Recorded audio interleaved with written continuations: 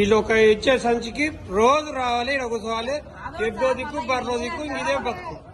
వాళ్ళు ఇయ్యరు, మేము బతుకం. ఆ పంట ఉండదు. ఇయ్యరు, వారం రోజులు తిరగాలి.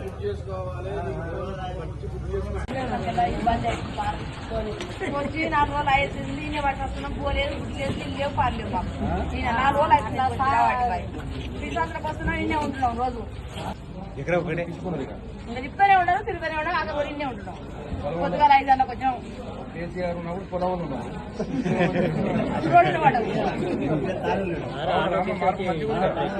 మంచిగా సార్, ఇంకా మంచిగా ఉంది. ఇక ఊళ్ళో ఉండి కూలిపోతున్నాము, మనం కలిపోతున్నాము. కూడా కాపాల కావాలని వస్తుంది. 6 గంటలకు వచ్చి లైన్లో పెట్టాలి. చెప్పులు బాగున్నట్టుగా మార్చుకుంటాం. మరి ఇప్పుడైనా గుర్తుపెట్టుకోండి.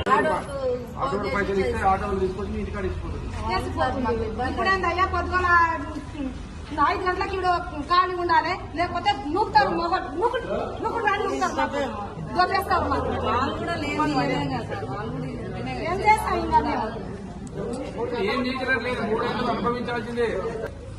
మమ్మల్ని చంపుతున్నాడు ఆయన. బాగానే ఉన్నాడు.